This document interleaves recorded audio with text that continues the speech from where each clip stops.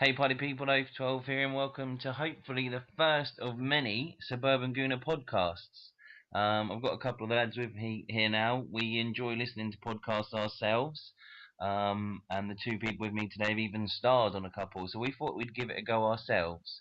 We're going to do something a bit different. We're going to try and keep it to about half an hour, just because we think you'll get bored of us listening to too much longer, and you can listen to us in bite-sized chunks. So, what I'll start by is by introducing the squad.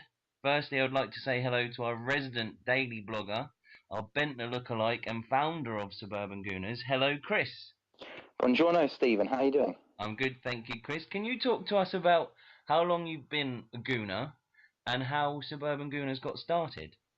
I was about 7 when I first fought in the Arsenal. It was just really because I started to play football in a primary school with some of my mates, and luckily all of my mates were Arsenal fans. And I came home and just said to my mum, I'm starting to play football now, so can I have a kit? So, of course, my mum, being my mum, wasn't really sure whether or not I was actually serious. So, at the weekend, she took me down to the local marketplace. And whereas all of my mates had like the JVC 1989 kit, I had bloody Market's most budget red and white T-shirt with a sew-on badge with an Arsenal badge thing that my mum gave to me, which was lovely. I started supporting that, and it just really grew from there. And I started the pod. I started the blog about 2 and a bit years ago, I think it was. I think it was August. It was when we signed Arteta, literally the week before we signed Arteta. I was doing my first sort of blog, probably moaning about the fact that we'd lost Nasri and Fabregas and we weren't signing anybody, and Arsenal are useless and they never buy any big stars. And well, up until the Ozil situation a few weeks ago, we probably, a bit of deja vu going on. So, but yeah, that's how I got into it. Okay, cool. And as I mentioned, you're a bit of a Bentner lookalike. Will you be getting the Bentner hairstyle? I don't think I can physically grow it anymore. I'm 30. I'm nearly 31 years old, and my receding hairline is such that I don't even think it'll allow me to. So maybe I should try I should try a Chris range of or a Suburban Gooner range of jewellery instead. That's probably the closer attempt that I've got to being more like Bentner. But I don't think I look anything like Bentner. I just get abuse from family members. That's it. Okay. You do look like Bentner. If anyone wants to follow Chris on Twitter, his Twitter handle is @SuburbanGooner. And secondly, if you follow our Facebook page or our Instagram account, you'll know this man. If you don't follow them, you really should. Get involved. And I'd like to introduce Ben. How's it going, Ben? Hello, how are you, Steve? Yep, very well, thank you. With you, Ben, can you talk about how you got involved with Suburban Gooners? And also, secondly, who's your favourite player in the current squad? Favourite player? You put me on the spot. I'm gonna have to say Ozil because he's new and he's shiny. Yeah, no, very good. Well, Chris got me involved, to be honest. Quick, boring stories. I started writing it was about a year and a half ago because I actually had to write something for work and it was just simply atrocious. And I was like, well, to sort this out, I'm going to have to start writing things that I'm interested in. And Chris read something I wrote and basically asked me to sign for the Suburban Gooners, if you will. It was quite on a funny. mega money deal. Yeah, because it was quite funny, really, because I was quite new to Twitter as well, and I didn't really know how it worked. And he was like, "Oh, can I have your email address?" And to be honest, I was a little bit worried he was going to sort of drag me down some alley, but it went really well. And luckily, he's a really nice bloke, and so are you, Steve. So it's all Thanks, good. man. Oh, It's God, all we're going good. to get across to heavy petting in a minute, aren't we? Yeah, maybe. Is it after 9 yet? Can we start that? Yeah, watershed. We've got 2 minutes. Yeah. Right, thanks, Ben. If anyone wants to follow Ben on Twitter, if you don't already, his very imaginative Twitter handle is Ben Leader, and that's a double E in Leader. And last but not least, I'd like to say hello to the final member of the team, and by far the best looking one, and that's Steve. Say hello, Steve. Hello, that's me. If you want to follow me on Twitter, guys, it's @Oath12, also known as Gooner Oath. Write the occasional blog on Suburban Gooners, keep things ticking along in the background, and hopefully be hosting these podcasts moving forward. Especially excited this season because it's the first year I've been a season ticket holder. So, just the three of us today. We don't have any guests on. It might be something that we'll consider in the future, but we'll probably keep it us just for the first couple till we kind of get an idea of what we're doing. And we'll also be more than happy to answer questions from people that listen in moving forward. So if you've got any questions, send them in to me. It's at Oath 12, and we'll get through as many as we can. This time round, what I want to talk about, guys, is your favourite topic, Chris, and that is international football. Um, Firstly, from my point of view, I saw that there was a game that involved two players that have taken the Premier League by storm, and that was Italy. Aquilani scored, and in the same game, Bentner scored 2 goals. Can you two believe that? No. Nicholas Bentner scored 2 goals. Yeah. I wager that is 2 goals more than he'll get for Arsenal this season. There you go. Let's just get the controversy out right now, because he's not going to play, is he? Let's be honest. We're all going to hold our collective breath to then pray that he goes out and signs someone random or even someone half decent. Like I've heard Llorente was interested, but international windows. I think if anyone actually bothers to read my my blog, you know that I'm not a fan of them. I don't really like them. I don't see the point in them. They disrupt my ability to go to watch Arsenal or see Arsenal on TV every odd weekend, and we all just end up getting spanned in terms of injuries, and it normally tends to happen to Arsenal. I don't know why we don't see Chelsea players or United players or Robin van Persie, who's just become the bloody top goal scorer for the Netherlands. So where Robin van Persie for 7 years when he was getting injured every single international window? Oh yeah, he was at Arsenal, and now all of a sudden he crocks up at United, and he loves an international win. He loves walking. He loves staying fit through them, and yeah, that's why I don't like him, because they're a pain in the arse. That was emotional. That was. I get emotional when it comes to stuff like that, and then you get people like Park who score like international goals all the time, and then we don't even know what he looks like. And you get like Bentner, who was supposed to not play for his national team. His boss said, the international boss said, yeah, he's at Arsenal, he won't play for the international team. So obviously that was some sort of Bentner clone, or he pretended he was Michael Laudrup or something, that had gone back into a DeLorean and gone to turned the boss and had him a Silvino-style passport and said, yeah, no, I'm not Nicholas Bentner, I'm actually Michael Laudrup from the past, and I'm 25 and I can play now. That'd be very delightful. I have to be quite sad and admit I watched the highlights, and he was hopeless. Were they long? Was it long highlights? Yeah, extended version of like 3 minutes. No, it was quite awkward really, because you could see how like out of touch he was, and just heavy touches and missed passes, and he was running with a ball when he should have passed it, and he was taking people's space away. But his 2 goals were, I bet you can guess what they were. What were they? Tappings or headers? Two headers, yeah. 2 really good headers actually. Bentner-esque headers, and I don't know. He just needs game time. That's the worrying thing. Did he look chunky and fat and a little bit sort of unfit? Because I don't know. Yeah, it did, and it didn't help that he had his like sleeves rolled up, looked like some sort of karate outfit, and it was sort of the shoulders puffed out, and it just didn't add to the whole thing. But I don't know, just watching him thinking like, I don't know, like he's watching thinking Giroud's sort of like a ticking time bomb, and something's going to go off, and then Bentner's going to have to play. And watching him, I was thinking, oh man, you're going to be leading our line soon. That's depressing, with his samurai styles and his stupid little beard. I know, it's very, very depressing. I think we better move on from the Denmark game, because Chris is getting quite emotional about the whole Bentner thing. So I think we better move on. And they were actually 2-1 up, weren't they? And it was only in extra time that I think Italy equalised. Yeah. So Bentner could have been the hero. But also Özil scored, didn't he? He scored on his 50th cap for Germany. Did you see that goal at all, Ben? No, I actually didn't see that one. You saved yourself for the Bentner goals. Yeah, I did. That's very embarrassing, isn't it? You did say you saw the Giroud goals, though, didn't you? No, I did see them, and they were very, very good finishes.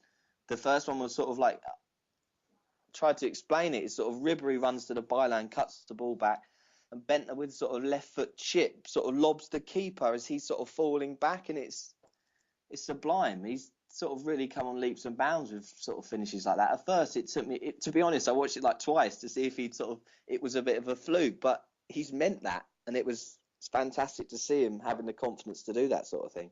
Ben, did you call Giroud Bentner? Did I call him Bentner? Did you say Oh my Bentner? God, it's happening. Oh, I told you this is happening. I told you.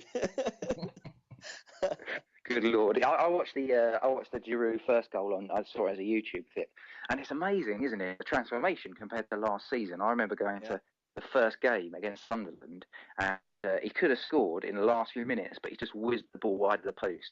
And I was looking around at all the people around me in Block 5, and we were all like, "Oh God, it'll be a long season, isn't it? Yeah. It's going to be a long season with the striker that basically is going to 12 goals." And in any Arsenal, if you're a half decent striker, you should be able to get yourself goals. I mean, if you've got Santi Cazorla and the likes of Wilshere behind you, and you've got players like Arteta behind you and Walcott, you've got to get goals. And so last season it was a bit like, puffing out the cheeks, and he's going to do more than just the stupid flicky hand thing. But this season it's been totally different, and he's like found some sort of composure from there. Yeah. There you go. Yeah, the same thing happened with Henry, didn't it? I mean, he took a while to get going, and then he was absolutely brilliant. Not that I'm saying that Giroud's going to be as good as Henry, but we never know. Oh, we never know. Steve, what's your view on Giroud? Yeah, I think exactly the same. He's a completely different player this year. Actually, when the ball falls him now, instead of kind of being a bit worried about what's going to happen, I'm quite confident when I see him. And with the Spurs goals, especially against them, every time I watch that, because I was there at the game, and you don't quite appreciate it until you see it from other angles, what a good finish that was. And he's just come on leaps and bounds. And some of the takes he does out of the air, his touch and everything, there were a couple of occasions last year where things were bouncing off him. Yeah. It's kind of sticking to him at the moment. Yeah. It's obviously some sort of new fluorescent boot that he's been given or something. Why do they all... I don't want to sound like an old man here, but I went to Sports Direct the other day, and I wandered along the big row of football boots, and you all know this, Steve, because you obviously buy stuff for your lad. But every boot was fluorescent coloured, and I was just like, whatever happened to the days where you just used to have black Golas or some Super King? Gola? Yeah, I had Golas, and the options you had with Golas was you Not could like have World Cups. yeah. So you have basically your options were you have black Golas, but the only thing that changed was the actual Gola logo, and you could have that white, blue, yellow, or red. That was your sort of option on how flamboyant are your football boots going to get. So whatever happened to those days? Now they're all just wearing these fluorescent boots. But yeah, Giroud's going back on the topic. Yeah. The Giroud of this season is amazing. Like for Fulham, when we scored that goal, I think it was it the third goal where we counter-attacked and he just brought the ball down and then just sort of ran with it for a bit, and it was inside his own half when he just controlled the ball. Sort of, it was gazelle-like, just leaping in the air.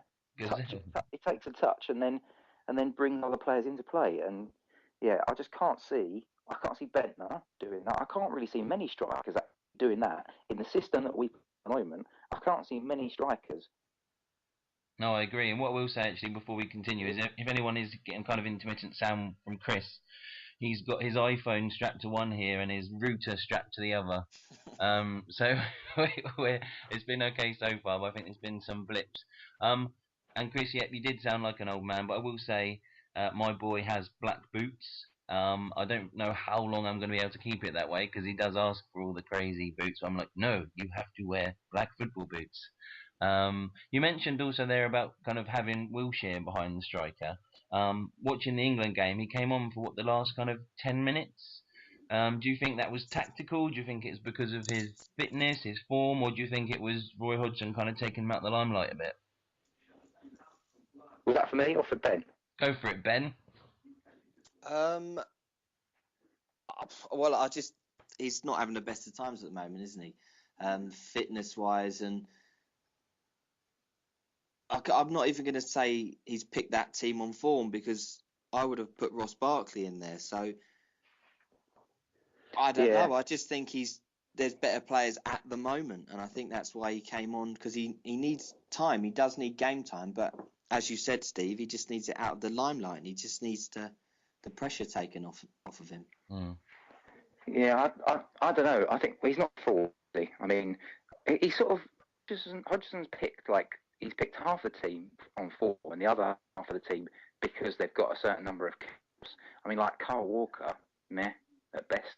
That's what I think of him as a player. Last season, he didn't have the best of seasons. Andros Townsend, he is a player in form. Sturridge is a player in form. Lampard and Gerrard, they're Lampard, so them.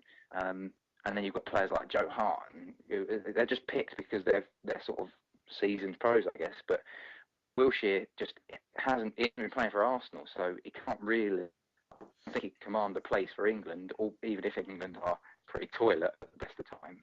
But I don't know. I think Wilshere, it would position him, but not the position he's been playing at Arsenal. So even if he was in form and in the Arsenal team regularly, then it wouldn't. I don't think that would have suited his natural game. He's an all-action sort of. He likes to get the ball and dribble with it and release it. And he's not somebody that plays off the shoulder like Ozil. He plays off the shoulder, can play off the shoulder of a striker.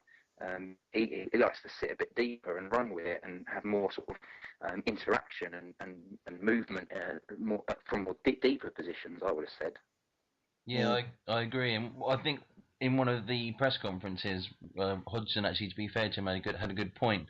And Jack's been getting a lot of stick from his form this season. He said the trouble is when a player reaches certain heights, and we know he's still young and he's played this well, as soon as he drops slightly below that level, everyone's kind of like it's the end of the world, and he gets a lot of stick with it when we shouldn't really expect someone that young to play that well all the time. Mm. Yeah.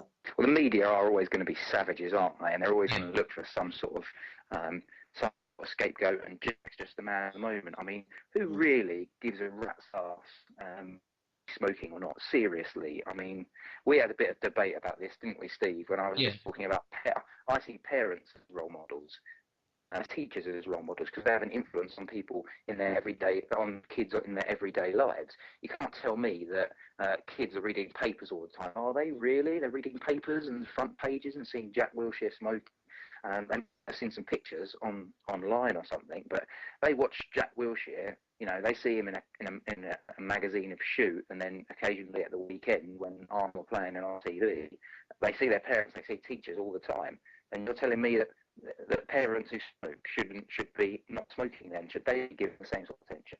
So I reckon, my personal opinion is that it's Jack's flavour of the month, his target of the month. So he's an easy target, and because his form is not amazing, maybe it's had an impact as well.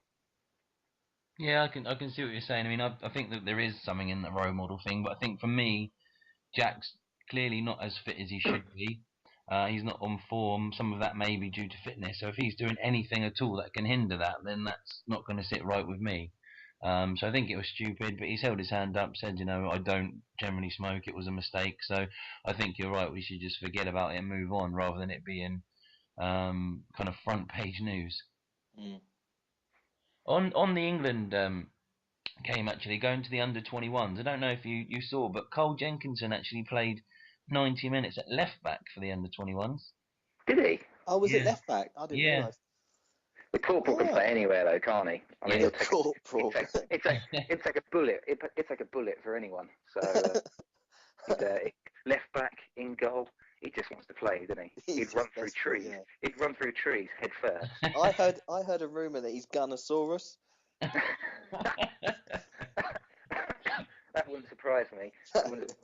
And some of the stuff that you've heard about him, like he had Arsenal wallpaper and he had Arsenal bed sheets and Arsenal underpants and stuff like that. And it's like, and then I don't know if any of you saw, but there was I think there was that Arsenal invited a load of bloggers and like writers and podcasters to interview some of the players when they launched the new kit.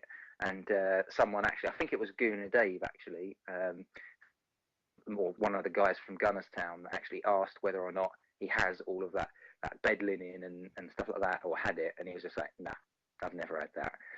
And I was a bit like, it sort of destroys the myth, doesn't it? So, yeah, there you go. But then Did any again, of you guys have any Arsenal bedspreads or Arsenal wallpapers? I can't remember if I definitely had something Arsenal in my room, but my son's room is entirely Arsenal. Even his door, when you close it, there's a big poster of Ozil that he wanted up now. Ah, Um, delightful. Do Great you know the choice. closest thing? Do you know the closest thing I got to Arsenal related stuff in my room? So my parents basically aren't really Arsenal fans. They're not really football fans, and I wanted Arsenal wallpaper, but it was probably too expensive because Arsenal tried to merchant the hell out of everything in the 90s, as they're still doing to this day. To be fair, so my mum and dad decided that the closest thing that would make me happy was to go and buy white wallpaper with like red splashes and black splashes on it, and put that up in my room. And so when I came home from, I don't know, football, or I was away from the house for a day, um, I ended up seeing this sort of wallpaper which just had splashes on it, red and black. And I was like, "What's this?" And they were like, "Oh, well, that's your Arsenal wallpaper." I was like, "That's not really Arsenal wallpaper. In fact, red and black is Man United." United. I was just going to say that. I didn't want to So, upset you or nothing. so my dad was like, "Oh, well, it's close, isn't it?" And I'm like, No, "It's not, no, that's Dad. not close at all." Epic Uh, fail. yeah. how about you, Ben? Did you have an Arsenal room? I remember having like a clock, and you know when like the sort of the cheap stuff, it gets like the sun catches it and it goes that horrible red colour, almost pink like. And I can remember sort of finding it years later and thinking, oh my God, happy memories looking at that clock. Yeah. I had one of those. I used to have one of those. You know the action figures you used to get, like of Alan Smith just about to strike the ball type thing. I had one of those, and I look back on that, and yeah, it was brilliant at the time, but completely the most redundant toy you've ever sort of seen, because he couldn't actually move any of his legs or anything. It was just like a frozen image. So I was almost, I was almost a bit like, well, he can't actually pretend to kick the football. He's just in this permanent sort of frozen stasis of just about to finish, but not actually finishing. Oh That no. sounds like Arsenal all over. Yeah, Yeah, yeah. to be fair, to be fair. Back to the international in the France game. Ben, did Koscielny play that game? Oh, I'm not sure. You've got me on the spot there. Because I there were thought he was talks of injured, him being wasn't he? He injured. pulled out of it. He pulled out Because didn't he, of the yeah, session. that calf, didn't he risk a calf injury or something? I thought I Yeah, saw. I'd kind of read that he was potentially injured, but I didn't know if he ended up making the game or not. Because Vermaelen was in the Belgium squad. He didn't actually play, but he was there. So what did you guys think about, obviously, if Koscielny is out? Obviously, Vermaelen's going to come back into the team next to Mertesacker. How do you think they'll get on? Oh, well, you gut reactions like, oh, you just kind of make a noise because it's just lack of discipline is really, really worrying. But with Yeah, Mertesacker there, it's a lot better and it makes you feel more comfortable, doesn't it? But it's not amazing. ideal. You think back to the game, was it last season? Was it the season before? When we first got Mertesacker and we lost Norwich, and Mertesacker, he turned like a Ford Mondeo on one of the goals that they scored, and it was like, oh God, he's really not. Is this guy going to turn out to be like Santos and just be useless? But he's been absolutely amazing, and it's him and Koscielny. And Koscielny's been making some silly errors inside the box, which last season he wasn't doing because he was our informed player. That's Mertesacker this year. I actually don't. Do you know what? I'm hoping. I'm going to try and be positive on this. I'm hoping that what we see from Vermaelen, if Koscielny back, is pretty happy that he hasn't played, and so he is going to do a Chesney and work his arse off and try his best not to make any mistakes and up the game. Because that's what Chesney. Yeah, He yeah, was like, oh sugar, Mm. I've had some. That Viviano wasn't he the Italian number 2 behind Buffon? Yeah. In the national team. He did So his he's got ACL. Italian number 2, and he's got what, Viviano? Mm. Oh really? Is he injured? No. He was doing very well. It's like a long story, like in Italy, like players are co-owned. Yeah. I'm going to get the clubs horrifically wrong here, but he played for like say Florentina or something, and he was co-owned by someone else, and then he did his ACL. What bloody hell's Florentina? Is that Fiorentina. that sounds like some sort of old Sicilian aunt. Florentina. No, Fiorentina. My friend Florentina from Sicily, who makes me wonderful pasta. Oh no. But yeah, cheers for that, Chris. But yeah, he did his ACL, and then that sort of put him back a season, and then he's sort of been bouncing around clubs in Italy, I think. So Yeah. I don't know. When people say he's number 2 to Buffon, I don't really sort of personally, that don't sit well with me, to be honest. No, I presume Sirigu must be up there from PSG as well. Surely he's their number. Yeah, yeah. But no, yeah, he's capped, isn't he? He definitely was there or thereabouts. Yeah, he was, and just that injury's obviously put him back. Yeah. So No, I agree, Chris. I'm a big fan of Vermaelen. Sometimes people say, oh, people only like Vermaelen because they think about his goals. But actually, what I like about Vermaelen is when he's on form is when he verminates people, as we say, the Verminator. You know, he gets stuck in, and he's really great. And kind of thankfully, with Merca coming in, him and Koscielny, we kind of only need one of them on form at a time. So I hope you're right. He comes in and just really gives it his all. You know, I'm the captain. I should be playing. And I think the other thing is now with Flamini there, we have potentially got some cover if he does go wandering on one of his runs. You know, because he's somebody who's disciplined enough to just drop back a bit. but Yeah, the thing I liked about Marlon when he was on the scene was he would have, like you said, with Verminator, he did the ball, particularly when it's in the air. So a ball used to come up, you get a stoke that would lump the ball long, and he'd be quite in trying to win here and attack it. Now that's actually been his downfall sometimes because when he cocks it up, it looks terrible, and Yeah. that's what Shelny does. He's a bit more aggressive in the tackle Have we lost Chris, Ben? and nip in and make those. oh no, Yeah, hello. You're all right? hello. I think we lost you for a sec there. Yeah, well, the drones have got me. The drones have got you. I think Medic. I need a medic. Hello. Hello. I need a medic. Yeah, we can hear you now, Chris. Oh, you're all right now. I still need a medic. So I think we're all in agreement. We hope he comes in. He does really well. He gets back to the kind of the Vermaelen we remember and love, rather than the kind of out of form Vermaelen that does some crazy things. Because we're getting kind of towards the half-hour mark now, I think we'll kind of close that bit off there. But before we do finish the podcast, what I'd like to kind of experiment with is kind of what I'll do is I'll ask you both a scenario-based question, just to put you both on the spot a bit. And again, if people want to send these questions in, just chuck them through on Twitter. Try to avoid anything too X-rated, obviously, for the benefit of the younger viewers. But what I want to do is, if you had to choose one of these two scenarios, which one would you choose and why? So, Ben, I'll go to you first. Yep.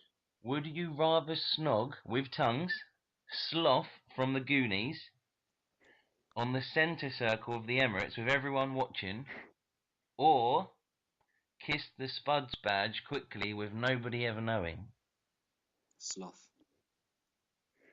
Do I? And why? Because kissing that badge is worse than death. Chris? Do you get to like do anything with the badge afterwards, like fire it out of a massive cannon into Yambaton if you've been wooded? I lost you again there. All I heard is Janvut wooded. Do you get to do anything with the badge afterwards, like ball it up into fire it out of a cannon and then aim it between?